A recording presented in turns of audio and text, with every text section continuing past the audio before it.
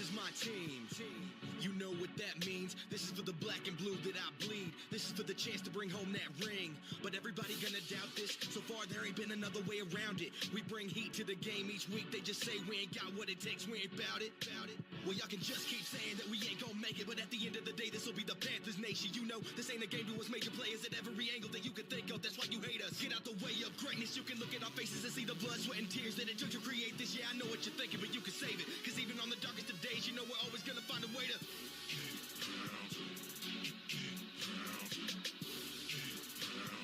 tell them what we gonna do. We gotta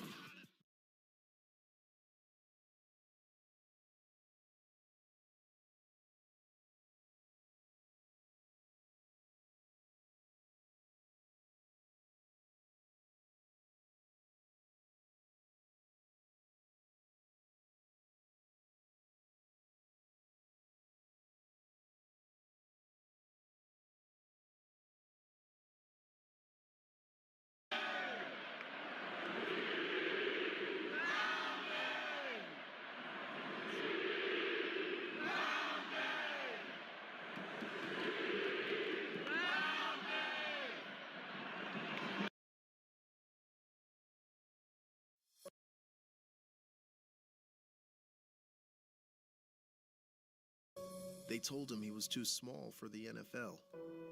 But Sam Mills Jr. not only played, he became a star. Along his journey, there were a lot of no's, a lot of can'ts, a lot of doubt. But he never gave up, and because of that, he made 5 Pro Bowl appearances and earned multiple Hall of Fame inductions. Then after being told he had 2 months to live because of cancer, the now Coach Mills confided in his team in a speech that spoke of his struggle and inspired them to overcome. 2 words he lived now live on for us. Keep pounding. His courage became ours. There will always be ups and always be downs. But as long as we never lose our fight, we'll never lose. They told him he was too small. But in the end, he was larger than life.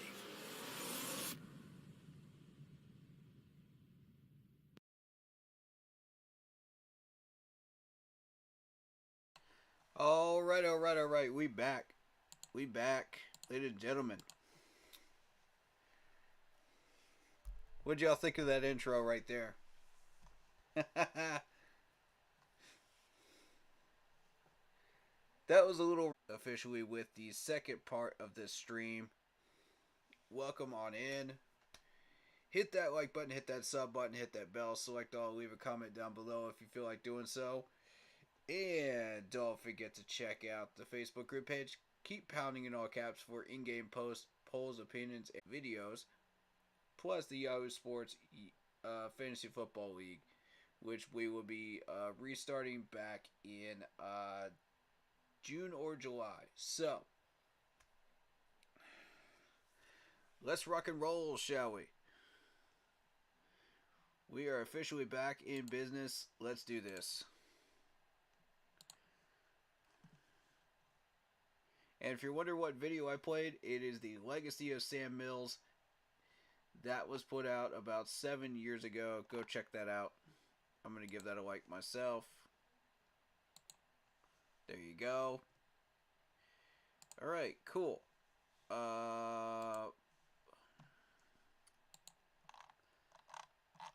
Let's go.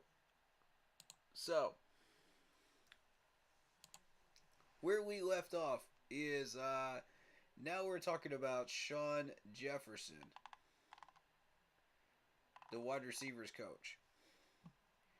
And if you missed the first part of that, go check out the first part of the stream before you watch the second part.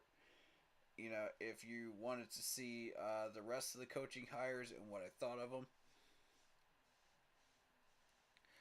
If you want to watch this first, that's fine too. You know, because I'll be going over a lot of more of the same. Except with different coaching coaches on this staff that have just been hired. So let's get into this. What a staff we got here, man. What a staff. So Sean Jefferson, the wide receivers coach. Let's dive into him. 53 years old, 17 years of NFL coaching experience on top of 13 years of being a player, making 2 Super Bowl appearances as a wide receiver for the Chargers and the Patriots. Now, I remember him, actually. Oddly enough, I remember him.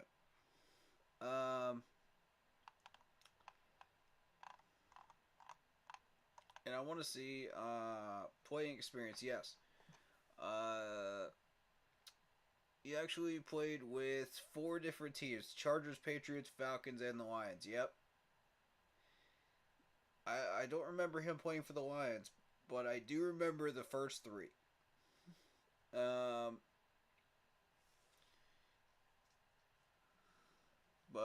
He appeared in 195 games, appearing in 12 postseason matchups, and made 2 Super Bowl appearances, once with the Chargers in Super Bowl 29, and again with the Patriots in Super Bowl 31. That's the one I remember him from, was 31. The most.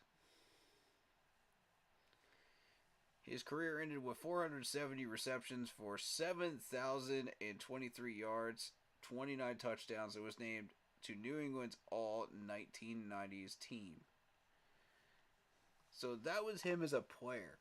Now, who is he as a coach? Let's find out.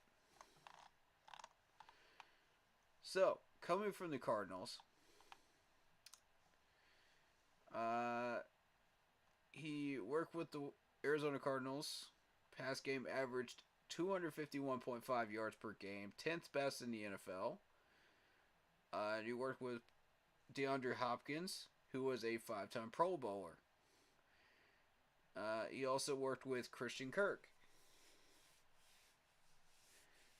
to earn the career high marks in receptions and receiving yards in 2021. Promoted to associate head coach for the 2022 season while still coaching the wide receivers. So what I'm noticing out of these staff is that's about the 4th one so far that has worked 2 different jobs, okay, at the same time. 4th or 5th one, right? You know, am I right or wrong here?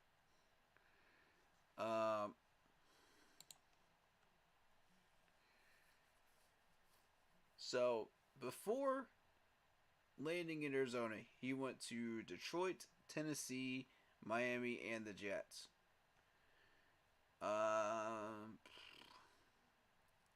He worked with Josh McCown when both of them were in Detroit in 2006.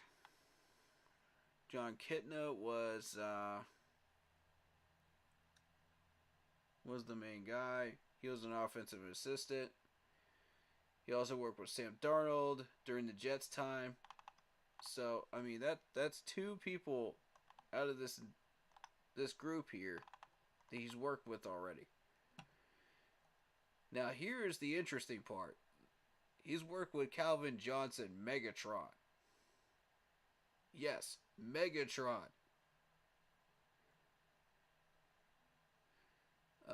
The 2 were together from 2007 to 2012. Calvin Johnson, in case you are not familiar with his numbers, single season record in receiving yards with 1,964 in 2012. He was selected to 3 Pro Bowls while being coached by Jefferson. Jefferson also had 4 1,000-yard seasons. This is Charles Johnson now. 2008, 2010 through 2012, and led the NFL in receiving yards twice from 2011 and 2012. Dude, Megatron was a monster. Megatron was an absolute monster. And I just have so much respect. I do. You look at Calvin Johnson, you look at what these guys are doing, and it really is something, man.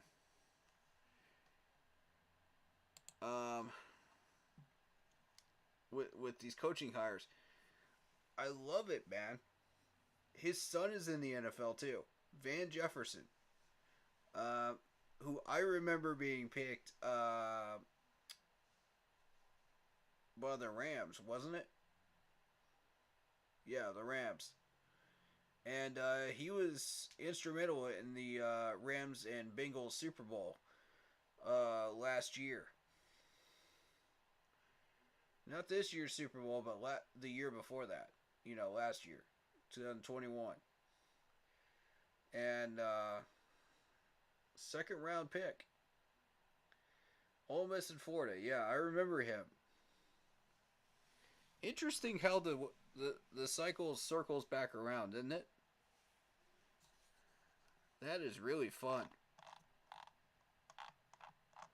So, this is a very, very big hire right here. Very big hire.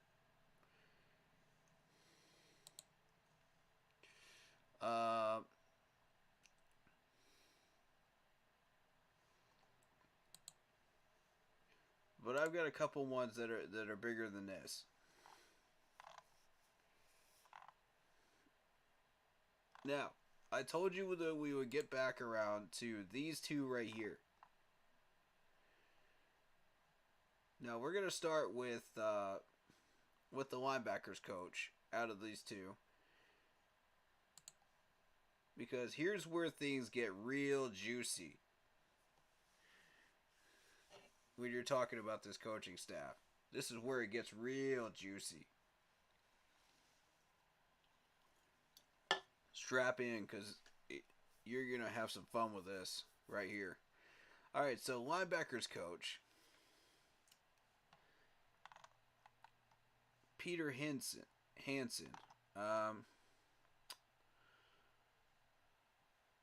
He has already worked with Avero already in Denver.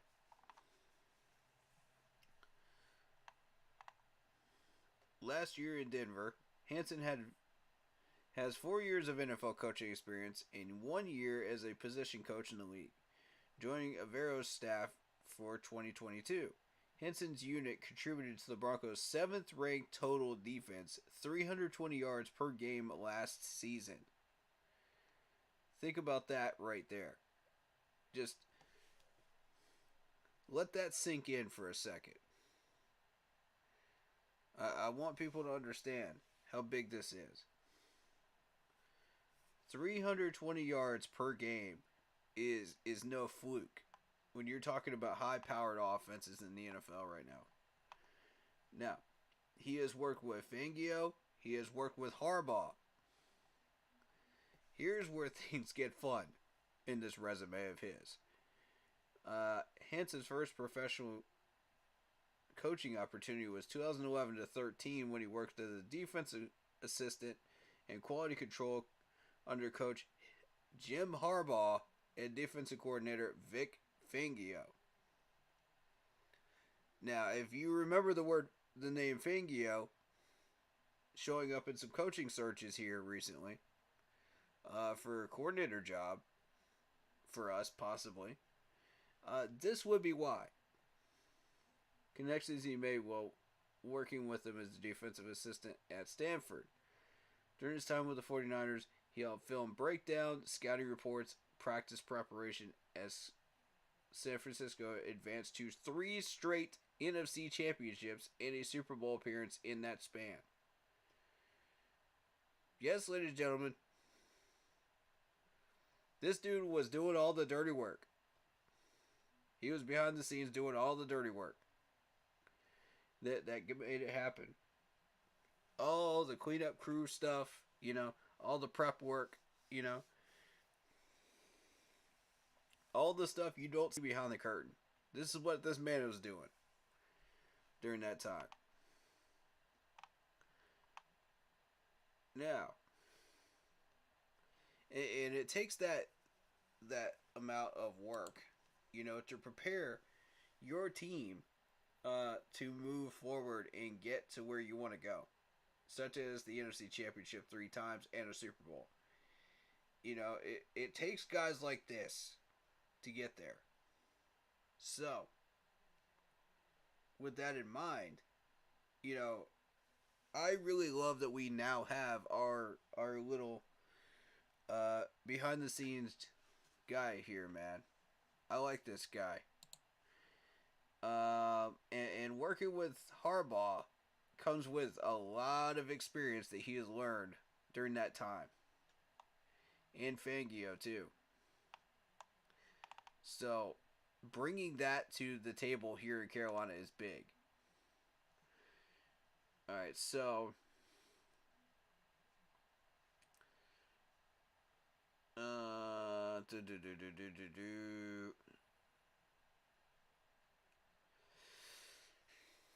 He worked as inside linebackers coach and remained there from 2014 to 19 with the Niners.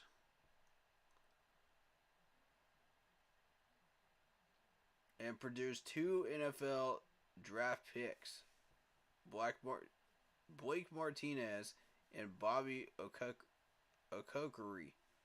I can't spell that name. I can't pronounce that name, guys. Okereke?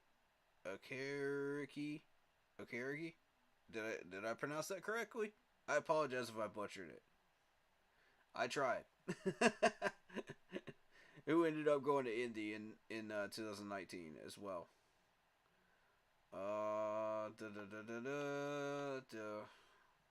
Two-sport athlete. So he's a basketball and a football player. Nice.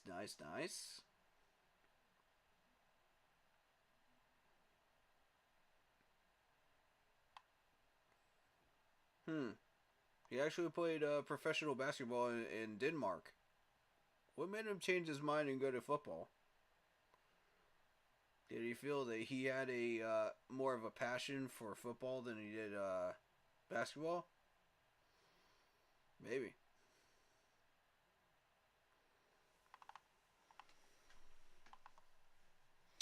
I'm just trying to get inside his head and try to understand who he is. You know what I mean? That's what I like to do with some of these guys. Is I like to get inside the head of some of them and just try to understand what we're dealing with, And this guy is fascinating to me because of the fact that he's worked with Harbaugh and Fangio, and the fact that he was with that Broncos crew last year. And a little bit of his resume history really fascinates me right now, and it's a position we really need. Excuse me. To find ways to fill linebackers coming into 2023. So this is a big job. He's going to have his hands full. But I think he's going to love working with Frankie. He's going to love it. So, I'm very encouraged by that. As far as the running backs coach, I know he's going to love working with our running backs right now. The way they're set up, the way they do things, oh yeah. It won't take them long. Alright, so that brings us to the final hire of the staff that I have not covered yet. And that is Todd Walsh.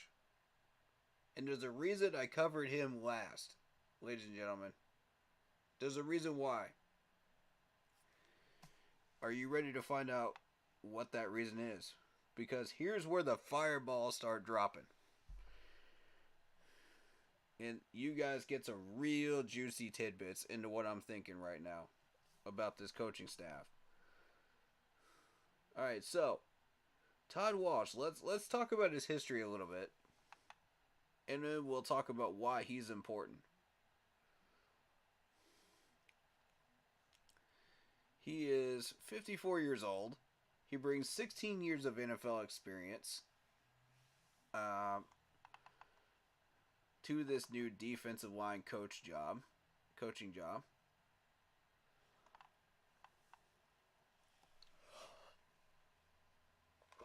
Excuse me. It's late and I'm just trying to truck through this, man. I'm trying to truck through this. There's a lot of content. Y'all bear with us. All right? All right. So he was already working with Avero, the new defensive coordinator. Already. Defensive quality control coaches at Tampa Bay under head coach John Gruden. Worked as the Buccaneers defensive line coach from 2008 to 2010. Continued to work as a defensive quality coach in Tampa through 2009. What he did in Detroit. He was a defensive line coach under Dan Campbell. Season coaching highly touted defensive end Eden Hutchinson to a strong rookie season. Hutchinson made the all-rookie team, posting 9.5 sacks and 3 interceptions. So this is where things get kind of interesting. And then I'm going to hit you with the fireball in just a second. Ladies and gentlemen, you're not ready for it yet. You're not ready for it yet. Walsh has worked with senior defensive assistant Dom Capers twice. First with the Jags, and then again with the Lions. Capers worked in the same role he'll have with the Panthers in Jacksonville and in Detroit. So it's the same role all the way through. All 3 teams now. He's going to be a defensive line guy. That's all he does. Which is beautiful. Alright? Now, his time with the Jags. Let's talk about his time with the Jags. He was with the Jags for 8 seasons. Working as a defensive line coach and a run game coordinator. 2013 to 15, before moving to defensive coordinator in 16 to 20. During that time, he worked with defensive lineman Calais Campbell, and mentored him to 3 straight Pro Bowls from 17 to 19. Campbell posted 14.5 sacks in 2017 and the second most in the NFL that year. So again, this is another Pro Bowler. This is another guy that he's worked with already. He's already worked with Aiden Hutchinson, who made the all-rookie team with those types of numbers that you see on your screen if you're looking on YouTube.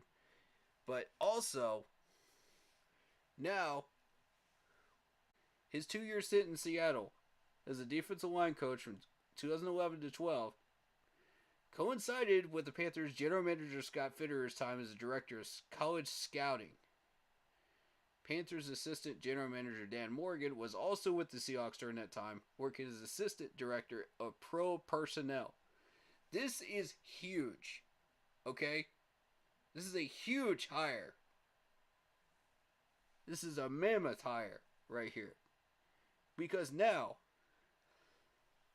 remember how many times I've said the offensive and defensive lines dictate the entire team on either side. It starts there.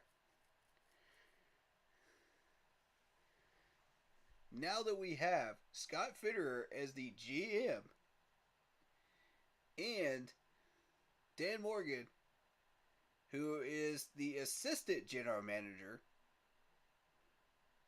where these 3 have already worked together, they've already got chemistry. I mean, this is magic right here. That means we're going to have excellent scouting on the defensive line from here on out. That means we're going to have complete control of the defensive line.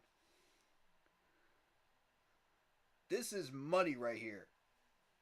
This is a money hire. And it's a beautiful hire. Oh, wow.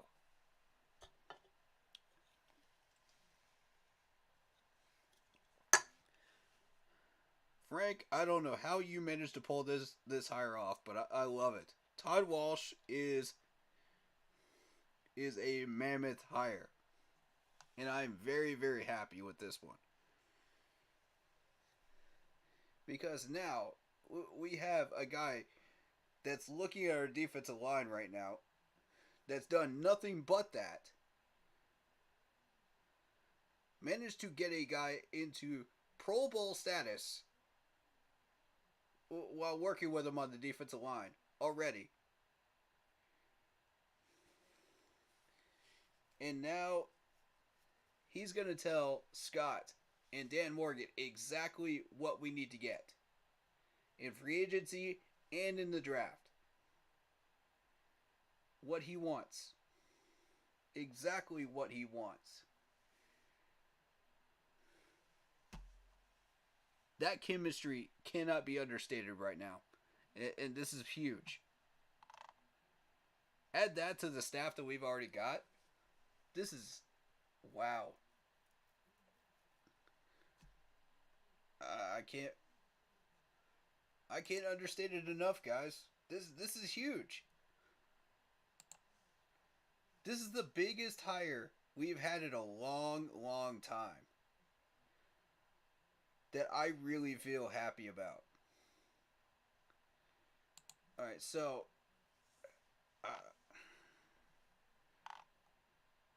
as we check out this new head coach entrance interview in a little bit, I want you to understand that just because Frank is here doesn't mean he has control of that 53-man roster. Scott does. And that's exactly who we want to have control over it. So now things get real interesting very quickly. And we're retaining the offensive line coach, by the way, which is the other side of it. Now, that offensive line coach did an excellent job last year. You know, under Steve Wilkes. So we're in the money, guys. We are absolutely in the money when it comes to that.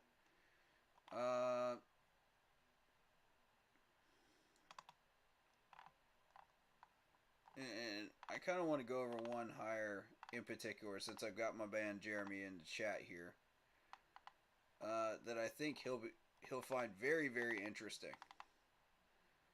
This is a big one. Let's see. Where is he? Where is he? Where is he?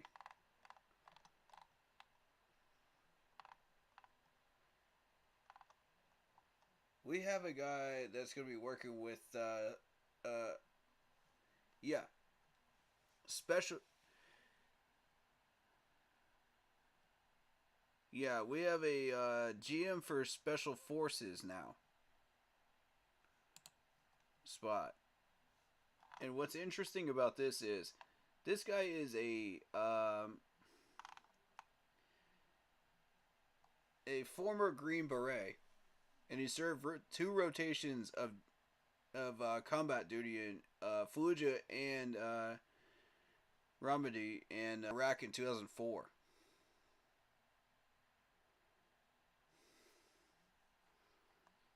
So he led an entire team of like 12 people.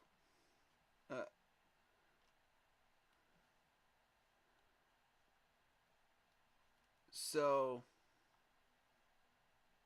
I posted the entire article on the Facebook page, but I think you'll find that one very interesting, Jeremy, since you're in the chat and you're a military man, you know.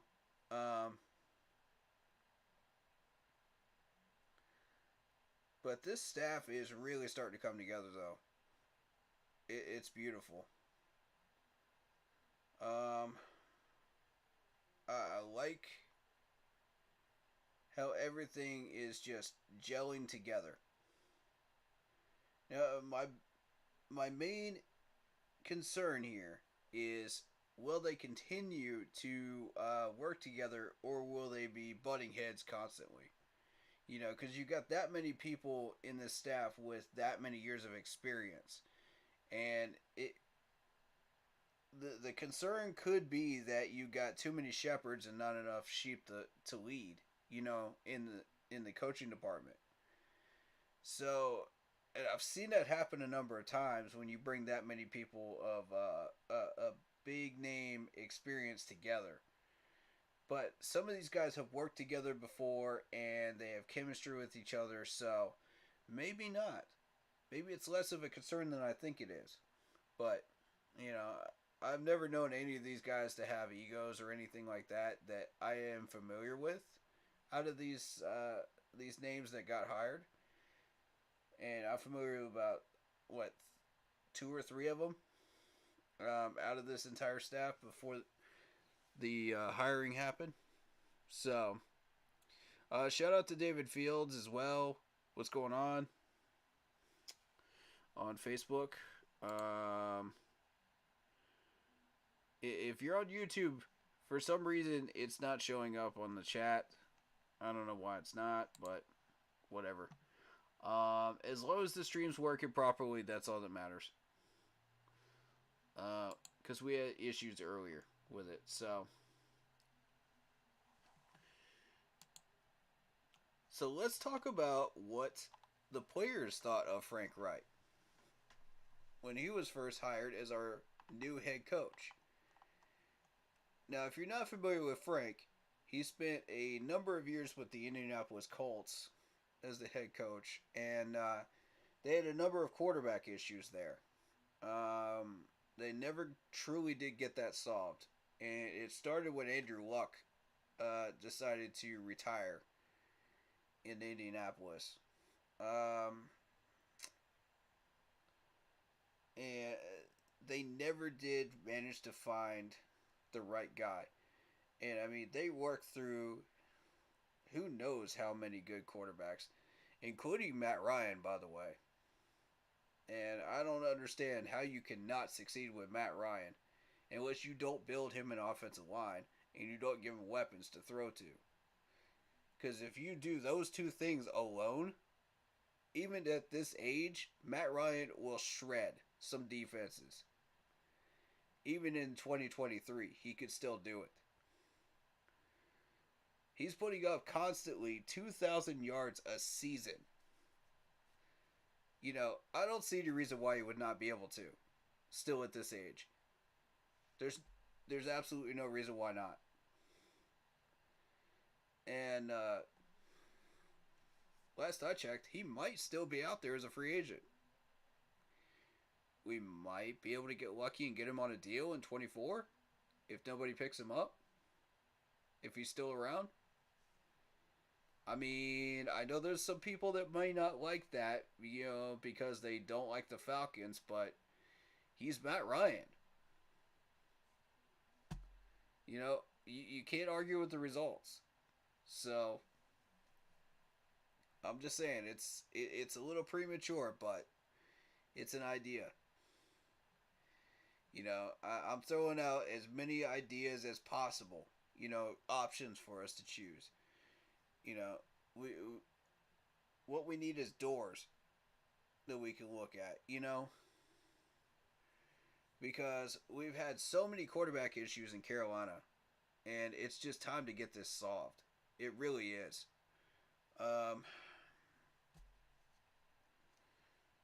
And with the new coaching staff, now we've got a direction. We've got a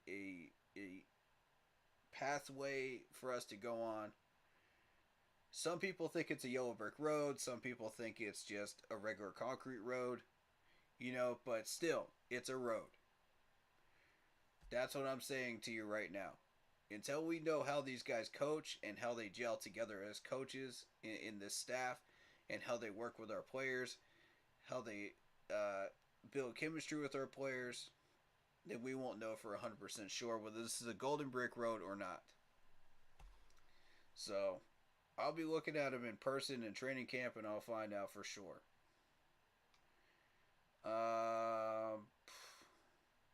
And we're going to find out how good some of these coaches are right out of the gate, because we're going to have re-signing period here soon. March 11th? Nope, March 13th. So it's March 13th through the 15th is when that should officially begin.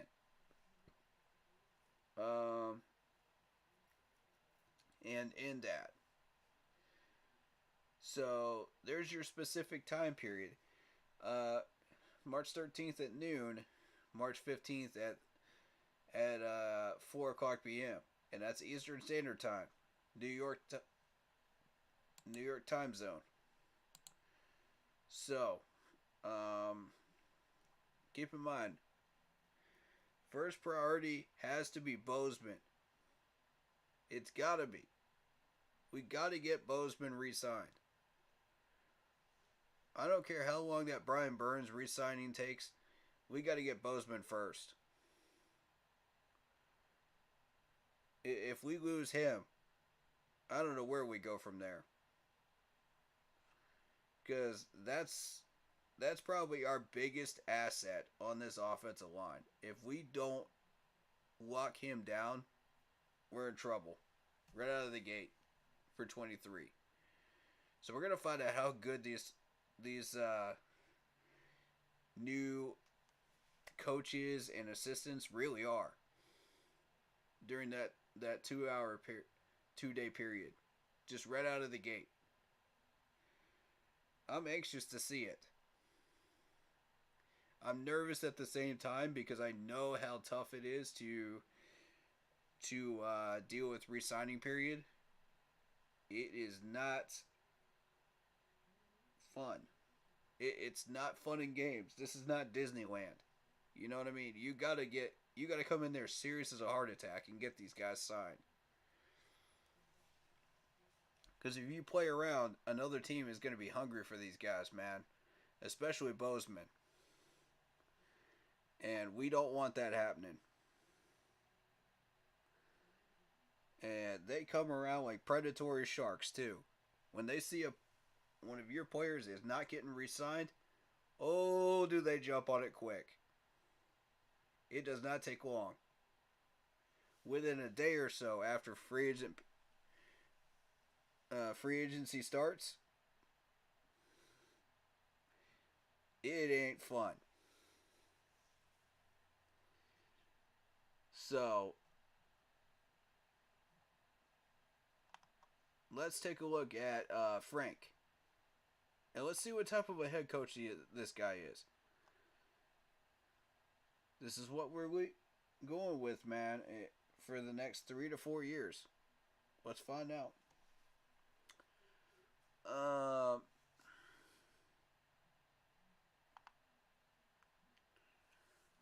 So here's what Dante Jackson said. For me, it is being a team captain and beyond football that we're here for an organization and battering it. And he's the guy. So we want to make sure he knows that we're all in and bought in and we show up. That's true, man. It's true. No matter who the head coach is, you got to show up. You got to be there. You got to let them know. Gilly loves him.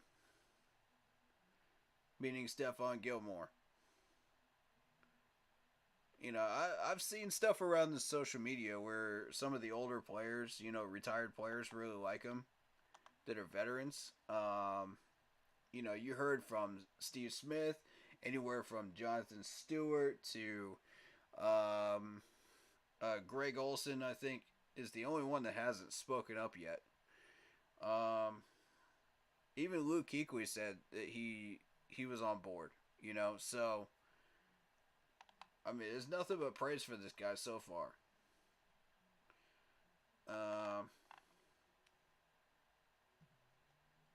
But D-Jack continues to say he's a very passionate football guy. He could tell you that this team and family means a lot to him. He gives you that sense of family, just a leader of men. You get that feel from just talking to him. You get that feel that he's all in, that he's all about these players and this organization and winning and evolving. That's the thing that drew me in the most. Just being here 6 years now, that's the thing you're looking for. It's cool getting a chance to see it up close and personal, and not through the phone and not on a TV. I'm excited for him. And you know, speaking of evolving, that's the one thing that I don't think he was able to successfully do up in Indianapolis, because of the issues that kept reoccurring over and over and over again up in Indianapolis. And I'm optimistic, but I'm concerned at the same time that might happen again here, and we might stay stagnant again for the next 3 years.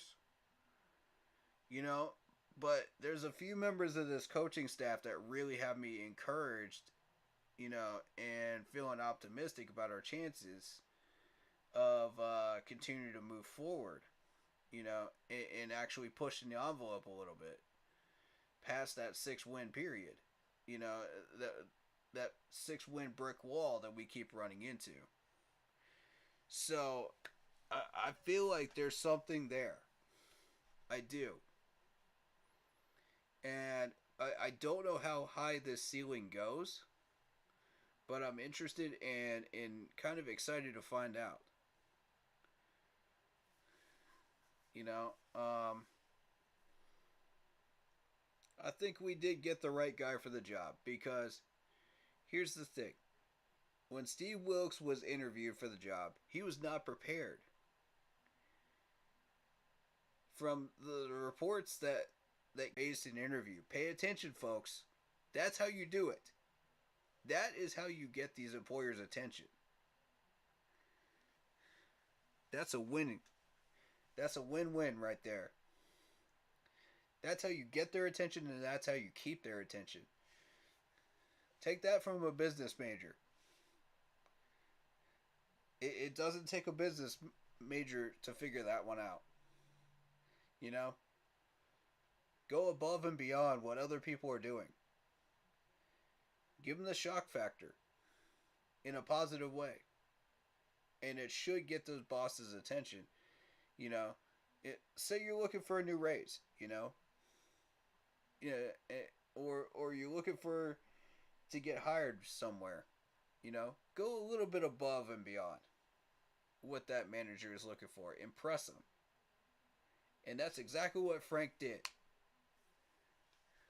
And I gotta say, man, I like that. I like that, man, because I was so hoping that Steve would come in there prepared, man. And I just hope he learned his lesson, you know. Next time you go into a head coaching job position interview, be ready, man. Don't just walk in there and be like, I just kind of let these guys do what they do on offense. That ain't gonna cut it. That ain't gonna cut it. You gotta walk in there with a doggone portfolio, man. You gotta, you know, get up on that dry erase board, man, and just go, this is how I'm gonna do this. This is goal number 1. This is goal number 2. This is goal number 3. Right on down the list. Boom. And you start grabbing that boss's attention, and you go, that boss is going to go, wait a minute. None of the rest of these guys are doing this. None of the rest of these guys are bringing that kind of heat, man. And that knowledge. Bring what you got, man. And I'm telling you, they can't ignore you. Bring your talents that you were good at to the table. Show them off, you know? Man, this ain't the Hunger Games where you gotta hide your talents so people don't know what you're doing. You know, for competition's sake. Nah, man, go in there and bring the fire, man. That's how it works. That's how it works, bro. You know what I'm saying? Frank, I got you, man. I got respect for that right there. I got a lot of respect for that. Alright, so we got Taylor Moton. We got Jeremy Chan, Icky, Brady Christensen, Haynes, and Chuba weighing in. They all liked him. They all liked hearing what he had to say last year. And the importance of the run game. You know, and Moton said, yeah, it feels pretty good. At the end of the day, I just love playing the game in general, but linemen, we all get fired up to put our hands in the dirt and just get after it. Run the ball, establish the run, but whatever the head man wants. We're going to do the best to our ability. I'm fired up to get to play for him. He seems like an awesome dude and an awesome coach. Knows what he's talking about. Just excited to do whatever it takes to help him bring a championship here. Yeah, man. I mean, the players are bought in. They're bought into this guy. So with that being said, ladies and gentlemen,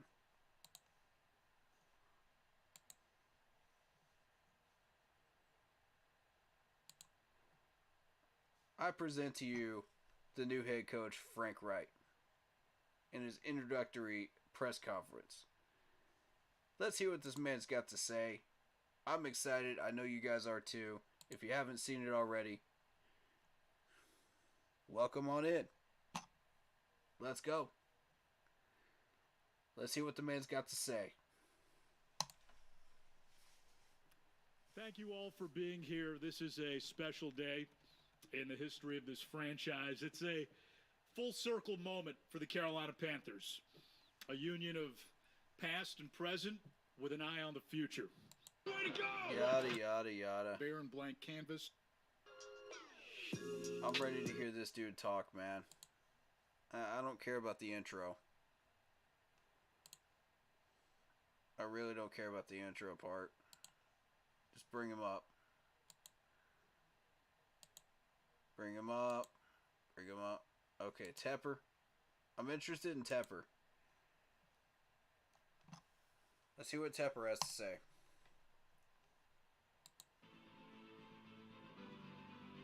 Okay, Tep.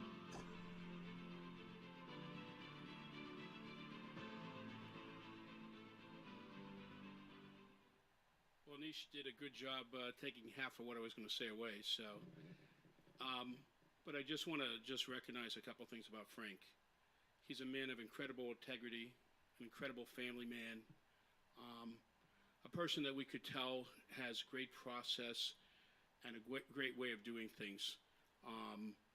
You know, that basically has, you know, a guy that basically checks all the boxes, and a guy that you really want to basically help build a culture and help lead a team, hopefully for the next few years and beyond. There's really nothing else for me to say. I'm just going to turn it over to you, Frank. We're really excited about having you here and helping us to build something. It's an incredible opportunity to come back home, to lead a team and a franchise in which we were here at the beginnings, but to take on new challenges and to take us to new heights. We know that's a collective process. I appreciate the opportunity to work under the leadership of an owner and his wife who have already accomplished crazy things in their own life. I want to tap into that energy, that expertise, that innovation, the creativity to be the best. As I went through the interview process, that's what I heard very clearly from Mr. Tepper. That's the standard. That's what we're reaching for. Nothing but the best. Let's be Best is the standard. I love it. That is setting a bar right there. That's setting a bar for this franchise. Mr. Tapper, thank you for setting that bar, because this is something that has been needing to be done for the longest time in this franchise. We haven't done that yet. When you look down at Dabo Swinney and the Clemson Tigers, they always say best is the standard. Whenever you step onto the field, whenever you go into the workouts, whenever you go into practices, no matter what you're doing, on and off the field, best is the standard. And I love that we're bringing that mentality up to the Charlotte area and the Carolina Panthers. I love that. That's what we've been waiting for. Excellent. Let's have a consistency of excellence in every. Consistency of excellence. I love how he put that. Yes. And I feel like he's saying all the right things right now. He's buttering the toast right now. Thing that we do to create a championship caliber team and a championship caliber organization. I'm smelling what you're selling right now. I'm smelling what you're selling. But can you put that into practice? Easier said than done in Carolina. Much easier said than done. Can you put your money where your mouth is? That's what I want to find out from you, Frank. Do you have what it takes to do exactly what you claim you're wanting to do? What say you, chat? What do you think? You think he's got the money where it counts, man? You think he's going to do it? You guys feeling what he's selling right now?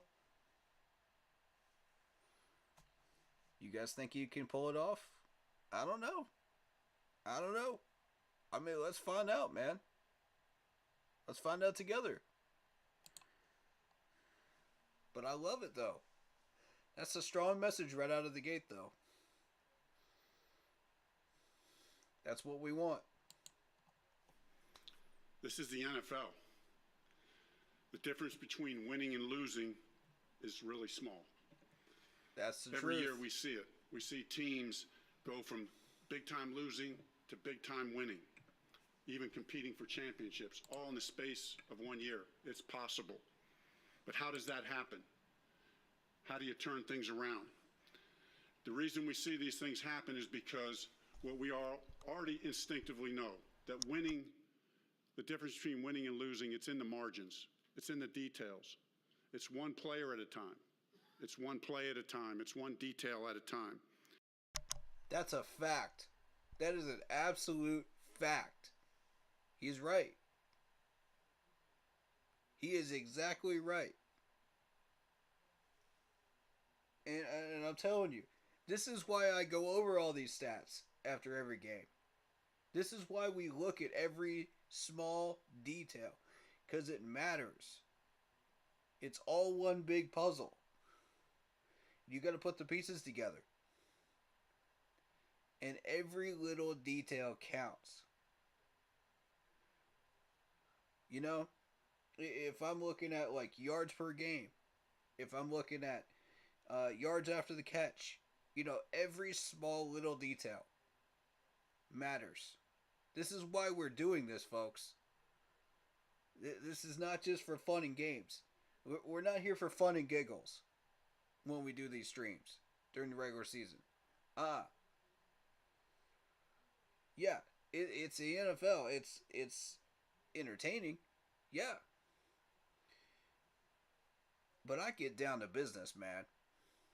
I get down to business, and I do it in a way that's simplistic and easy for y'all to follow.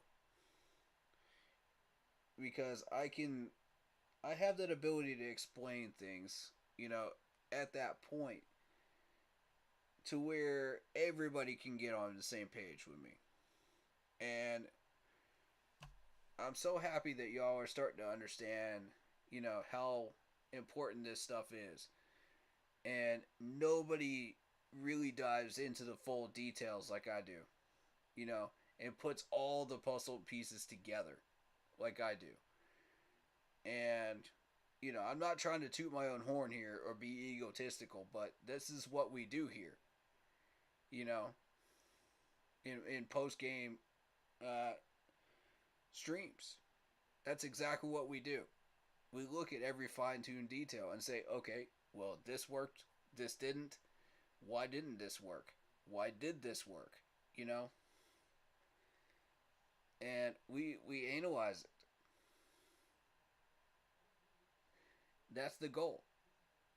You know, to get better, to improve, to evolve. So, I really like the message that he's sending here. And he's exactly right. Let's continue. It's about focusing on getting it right, not who is right, not being right. We're going to get it right together. It's not a one-man show. You will see that as a coach and as a coaching staff, we will collaborate. We will collaborate with ownership, with Scott Fitter, the GM, with Christy Coleman, the president, the whole crew. We will collaborate together to create a championship caliber organization. And we will collaborate with the players, coaches and players together. This is a player's game. If there's one thing I know, being in this business as a player and coach for 30 years, this is a player's game. They're the stars, right? But we do it together as a team. There are no shortcuts. There are no shortcuts. It's all about the process. It's all about the people. And so we're just going to focus on progress, getting better every day. There's a quote that's been on my desk since my rookie year in 1985, and you'll hear me say this a lot. And it says this, that no man becomes suddenly different from his habits and cherished thoughts. You know, no man becomes suddenly different from his habits and cherished thoughts. And so we're going to be a team and an organization that is about creating championship habits, championship thoughts. We're going to cultivate those. We're going to nurture those, and those are going to grow. They're going to be infectious. We want to feel those, and we want to feel that in the community. And we're so excited to really partner with our fans because that's a very important part of the process. My family's already been acknowledged, but I want to acknowledge them again. My wife, Linda, we've been married 36 years, partners for life. We're a football family. Linda and I, as we've moved around the NFL, we only know one way to do it. That's to dive all in. To dive all in. Obviously, I'm diving all into the football process. Linda's leading our efforts as a family to dive into the community and what we do from a charitable standpoint to help serve this community. So we commit to you and we promise to you we will dive all in. This is about football and this is about winning. That's why I was hired. But it's also about doing it the right way and being part of something special. I love that. He really does seem like he wants to improve this franchise, man. From top to bottom. I can see it. I could hear it. And you can follow his body language. And he just says, I'm confident in what I'm saying. And I'm dedicated to what I'm saying. I'm actually going to do what I'm claiming I'm going to do. I can feel it from him. This is something that we've been waiting for out of a head coach. And I think Steve Wilkes opened the door for what we've got right here. And I'm so excited, man. I'm so pumped. I love that he's using the phrase all in. Now, who else uses that phrase? Let me remind y'all. Who else uses that phrase? Dabo Swinney down in Clemson, right? What happened when he used that phrase? Look at that winning streak in Clemson. Look at those championships. Look at all those trophies he won. But you take away all those trophies, these are great men that Dabo has developed and put into the NFL. You're talking about DeAndre Hopkins, one of our new guys that worked with him. You're talking AJ Terrell, one of the guys that we just hired has worked with him. You know, you're talking Sammy Watkins, who has been moving around. He ended up with the Eagles, you know, but he's been around the block a few times. I mean, when coaches develop these guys into men and not just football players, it's a totally different animal when you put them on the field. You know, it's new, it's refreshing. They've got a direction. They know exactly what they're doing, and they're putting 110% into it. That's what I want. That's exactly what I want out of this franchise. And I'm so excited to see those values be put into the NFL level in Charlotte. I've been waiting so long for that to happen. You have no idea. So, to see like all of these things manifested into a championship mentality, into a championship level of habits in everything he was saying, love it. Love it. That's what's going to propel us forward.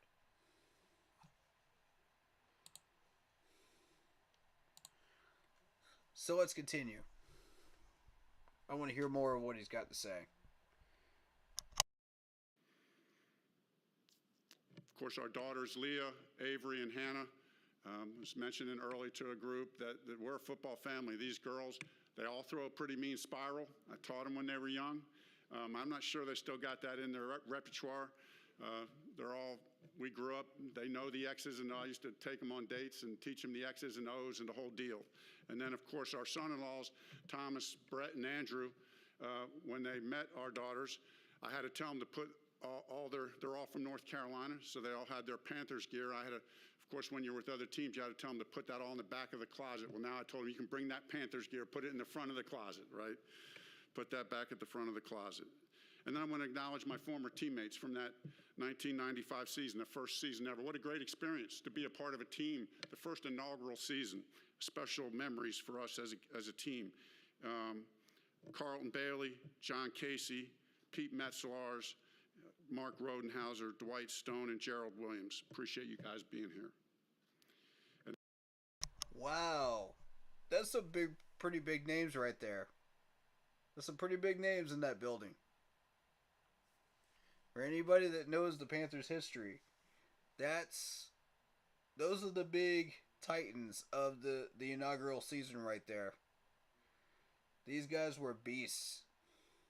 Oh, man. That's amazing. To see them in the same room, that just gives you chills as a Panthers fan. It really does. That's awesome. And some of the other Panther legends. Wow. And they're all supporting him right now. They're all showing him that love right now. That's big. That's big. Ladies and gentlemen, I'm on board. Let's do this thing. And then, of course, just the friends in the community, the support has been overwhelming just in a short amount of time. But in short, as I wrap up, the vision is clear. As we talked with Scott Fitter and with Mr. Tepper, it's to create a band of excellence, create this consistency of excellence that at the top end is championships and at the bottom end, we're a playoff team. Create that consistency of excellence. All right, so at the top end, championships. At the bottom end, playoff appearances, right? Playoff wins. That's a big, big shoe to fill, man. That's a big goal. That's a big goal, Frank. You sure you could do that here? A lot of people have said that. A lot of coaches have come in here and said the same thing you're saying right now and not been able to pull it off. That's oof. I commend your backbone on this, but You gotta. Anybody can come in here and be a car salesman. But can you sell me a Buick? You know what I'm saying? Yeah, you can sell me a Buick. But will I actually buy the Buick that you're trying to sell me?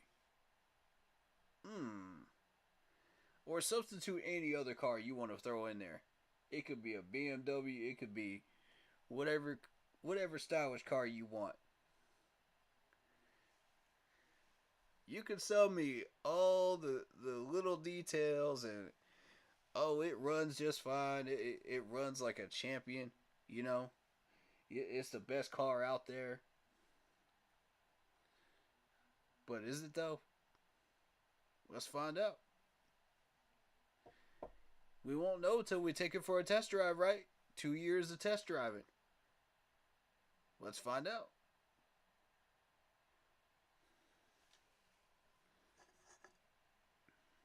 You know, and I gotta see results. As a Panther fan, we've been sitting here for 7 years stagnant as a franchise, and we have not seen results. We need results. Everybody can come in and, dude, any coach, literally, even a janitor can come up here and talk a big game and act all big and bad and say, and let him pretend to be a head coach for a day. The entire staff's got the resume. But can you continue to put that together and make it happen? I mean, welcome back on in. But I'm going to tell you, that D-line coach, though, that was the biggest hire out of this entire staff that Frank put together. That's a massive hire for this coaching staff. And a lot of these guys have actually played ball on the football field. That's observation number one. Observation number two that they all have in common. All of these guys have experience. Some of them have Pro Bowl, have Super Bowl experience. Some of them have NFC Championship experience. And there's a few of them that have worked on some Super Bowl teams. But they have all got experience. Years of it. And that's smart. That's smart right there. That's smart. That's wise to invest in coaching staffs like that. That's what we want. There's a reason I'm going through this press conference. I'm not. Congrats to them. Big name right there. Steve Wilkes went to Al Holcomb for a minute.